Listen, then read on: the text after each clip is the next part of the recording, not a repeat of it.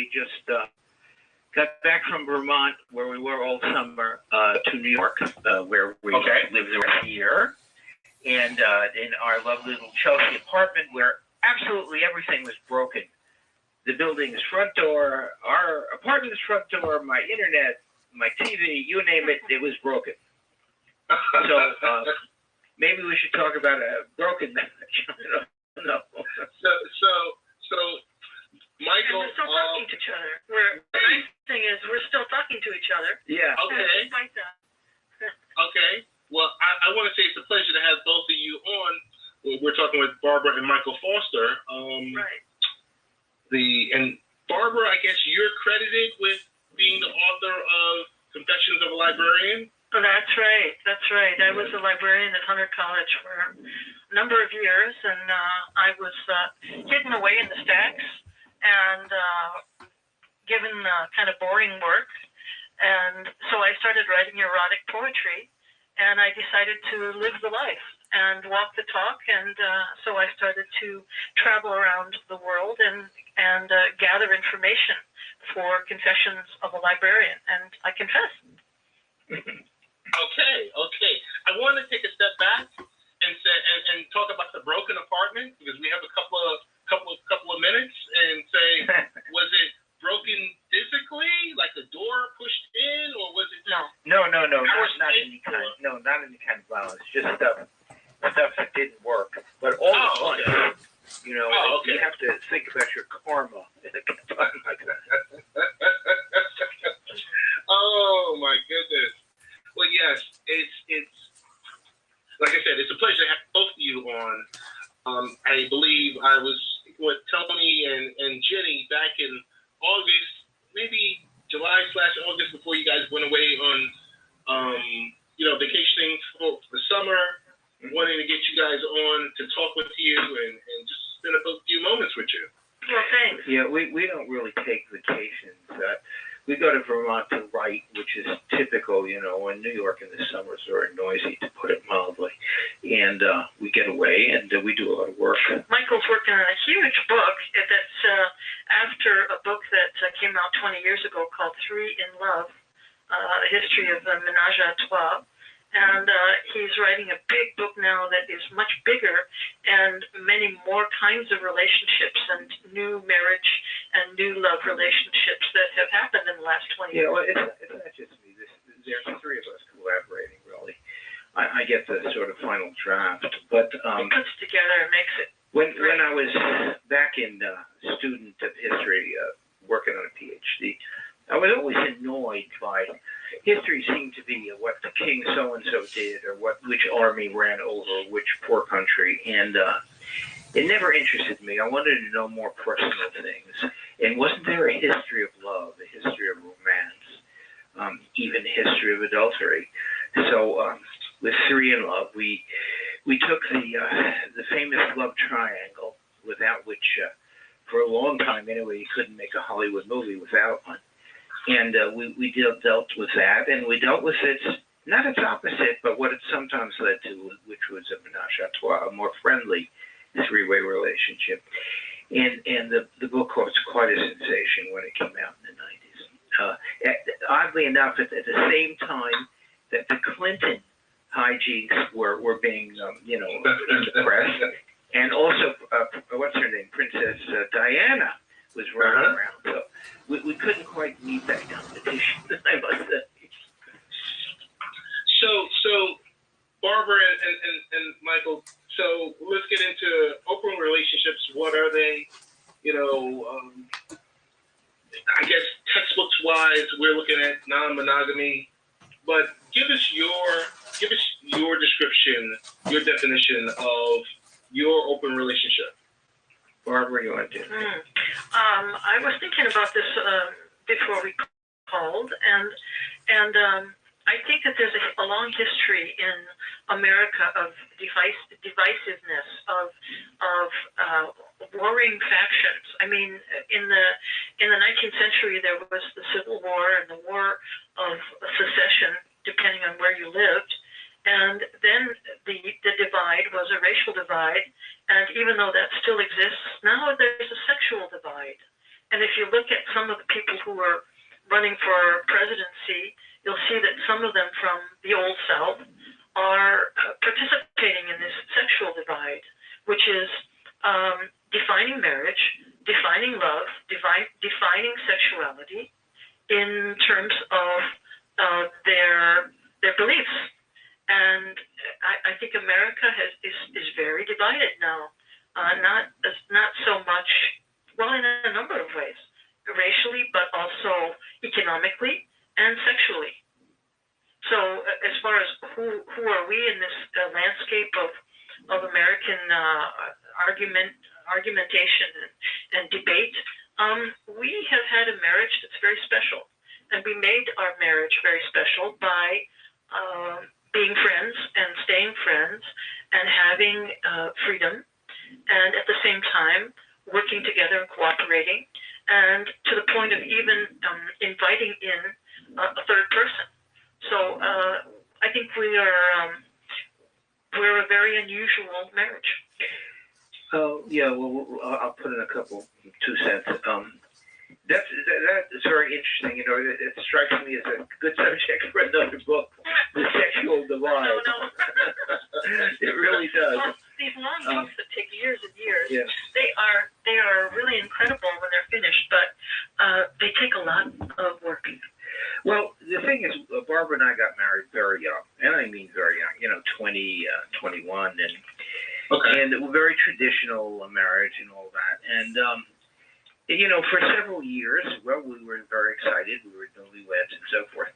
But after a while, we got curious what was life like. And we satisfied this curiosity in a number of ways, not just seeing other people. It was much more than that. And Barbara's book is her side of it. And it talks about all of the adventurous travel she did. And I must say, if you tried that today, if you tried to go to Egypt and cross the Sinai with the Bedouins to see Mount Sinai where Moses got the Ten Commandments, you'd wind up in heaven or hell. You wouldn't get through it. And a great deal of what she did and is reported in the book, you simply can't repeat. Yeah, India, Argentina, places that were really fabulous and were very formative for me. And now very few women can travel alone. Very few anybody, really.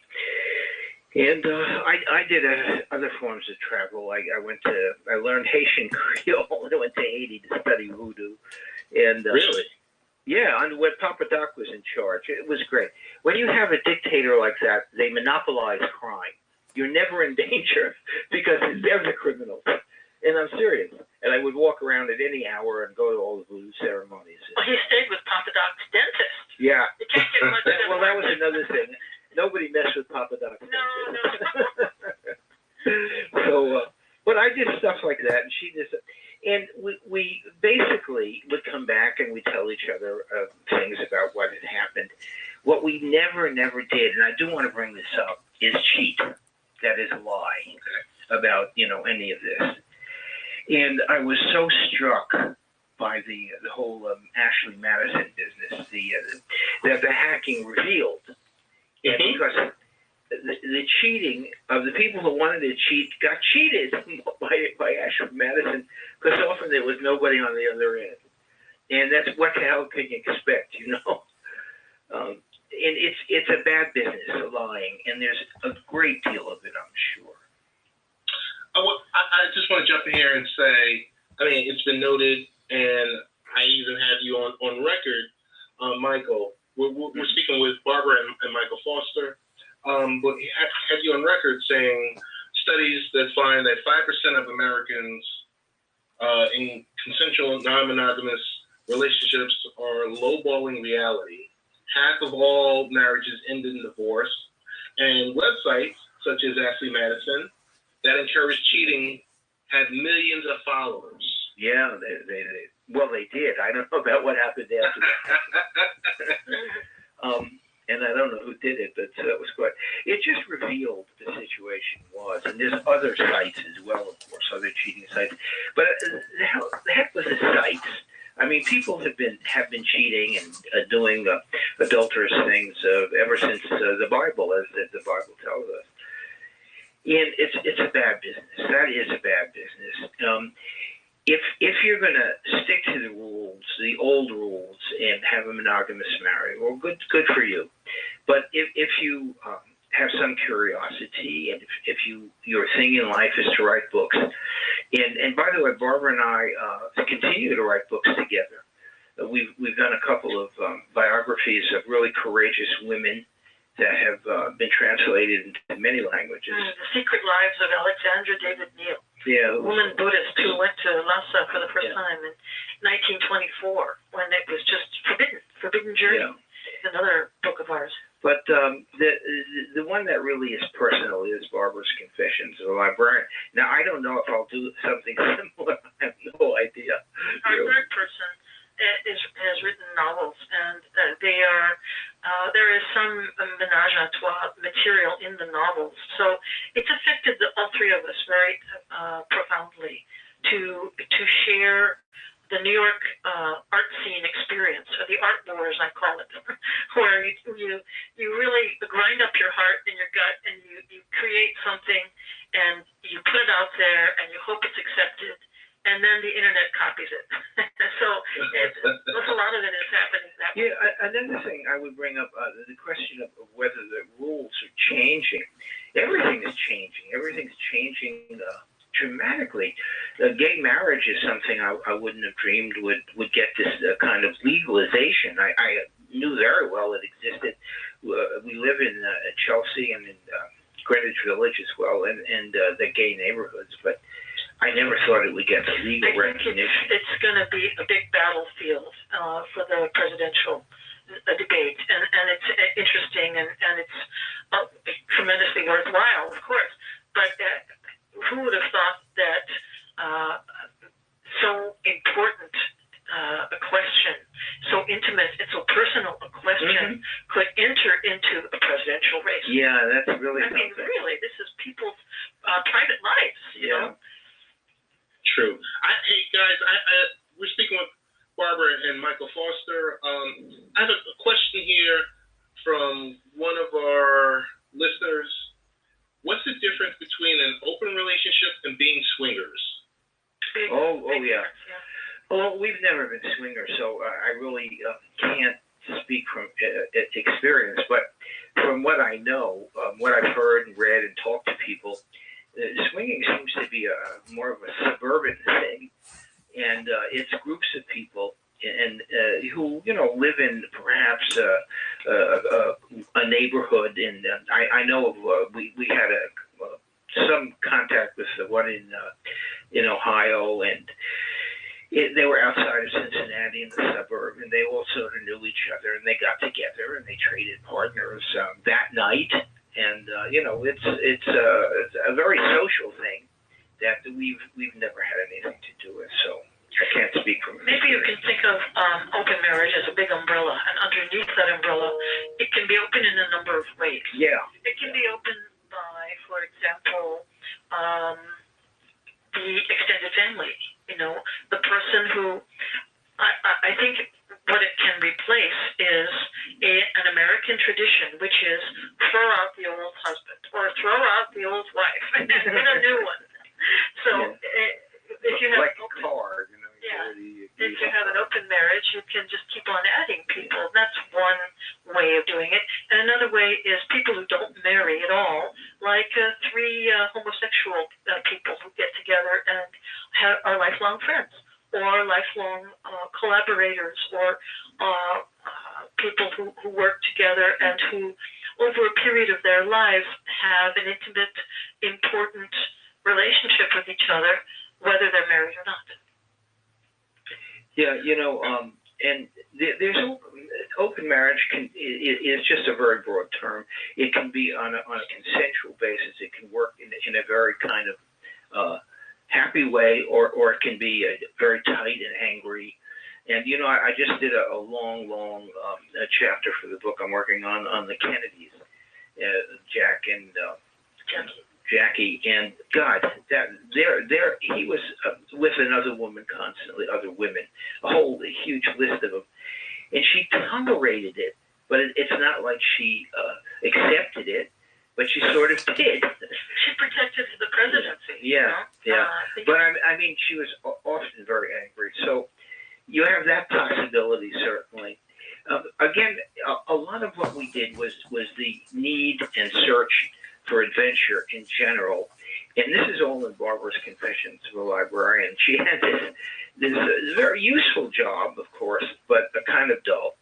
And she would unfortunately get these long, lengthy sabbaticals, and she would travel here and there and do reports on libraries, but she would also really, really travel.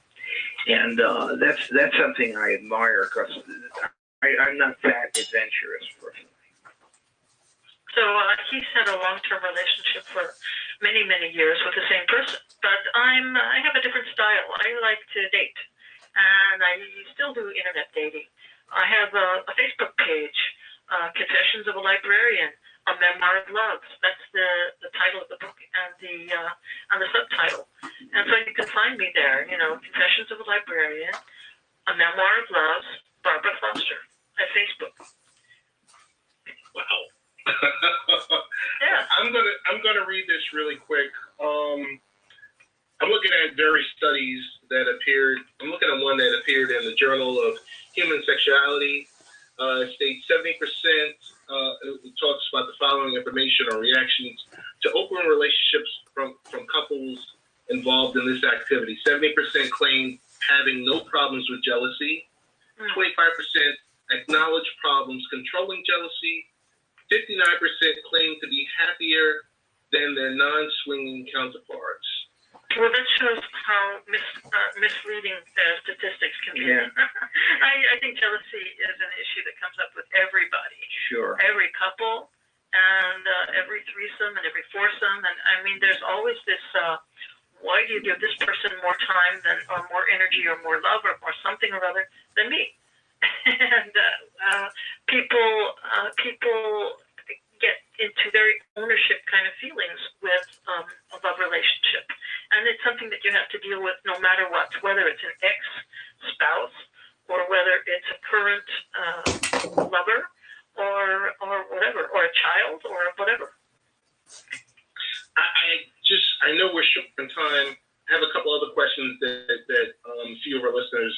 One person asked me to ask you, what happened when you start having feelings for one of the secondaries? What do you mean, start having feelings? What do you mean? Yeah, getting attached to, sure. Well, that happens. That's life. Some people have lifelong attachment. You don't have to have an open marriage to have that happen. No. I mean, that happens all the time, and people quarrel and divorce and marry someone else. I mean, it's very rare that you're going to have love for one person your whole life long, especially if you live a while. And, so it is something that you have to deal with in life. It's one of the major questions, I think. And I think just posing that question is, it shows that the person doesn't really understand that this involvement, whatever it is important. It's not like this is a one-night stand or something that you have with another person. This can be a friendship or a love relationship that opens up a new world for you. And then you have to do a balancing act. You have to make sure that the person you're married to is happy and is comfortable with the relationship that you have started with someone else, and that you are honest with yourself and with the other person too. Sometimes this can lead to a divorce, but hopefully it doesn't. It leads to a more larger and richer life. We're speaking with Barbara and Michael Foster. I'm going to read another quote. The Fosters agree the openness and consideration of others' needs are the keys to their successful marriage. They live, love, and work together as authors and educators. And lastly, it states from Barbara, an open marriage is about more than affairs. And so tell me this much. Is this openness, this open relationship, this open marriage, is gaining popularity amongst I would say nowadays than 20 and 30 years ago, or is it about the same? It wasn't as talked about as much. Oh, well, what's your take? Yeah, we have been studying such things, and more historically, but up through now as well. And certainly everything's changing. And one of the things that's, along with gay marriage, open marriage is definitely more, well, I can't say popular, that's the wrong word, but there's more of it. And I don't think people are quite ready to talk about that. And look, they weren't ready to talk about gay marriages until a few years ago. I think they'll start to talk about open marriage, and there will be some disagreement about just what it is. But it's not like the swingers at all. That was, as I said, that strikes me as a very suburban kind of thing. And whether it still goes on, I don't really know. But dealing with your marriage, and one way people deal with marriage now is they don't marry. They live together, they marry late, right. And so on. But I believe in marriage. I really do. It's worked out fine for me, and it's more than just some kind of commitment to a ceremony. It's having someone you really work for and with. And as far as I'm concerned, marriage is a lot easier than writing a book jointly. That's a tough one, let me tell you. You want to add to our quarrels, try writing a book with someone. Can we real briefly talk about the potential risks and rewards in having an open relationship? Sure. Yeah, go, Michael. I think it does take a degree of sophistication, if you want. It takes a degree of good nature and of acceptance. And if you're a very uptight person, if you're a person who does play by strict rules that aren't your rules but have been taught to you in one way or another, it's not going to work. It's not going to work for you. You've got to have some leeway and some really kind feeling in general, and a very specific commitment to the other person, actually. Maybe more of a commitment than a traditional marriage. Mm-hmm. Well, good answer. Hey, if we could just wrap it up, because I know we're short on time. Best ways, Barbara, to find your book. Oh yeah, Amazon.com is a good way. Just you can search for Confessions of a Librarian, a memoir of loves. It's digital as well as in print. It's digital, yeah, and that's the best way.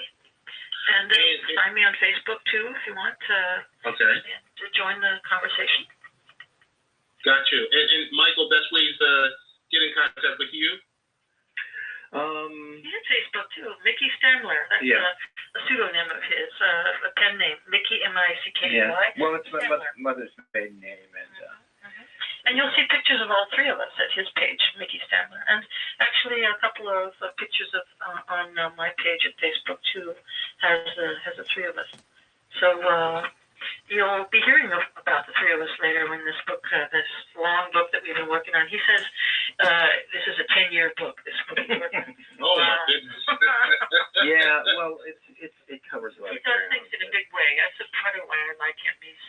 He's very serious. He's a very serious, committed artist, and I have tremendous respect for it. And he was the one who really has taught both of us, the other woman and myself, about what it means to be an author, and a serious author, not just every 6 months a new book kind of author, but someone who really delves into a subject seriously and gives the respect to the reader that the reader deserves. Yeah, if you're interested, our three-in-law is still available.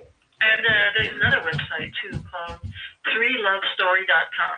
3lovestory.com, and that's about the three of us and our books. I mean, the other woman has small books too. So, and we were the ones that really started her, forced her to write books. Barbara, Michael, I want to thank you guys for taking the time out tonight. Thanks, we want to give you a round of applause.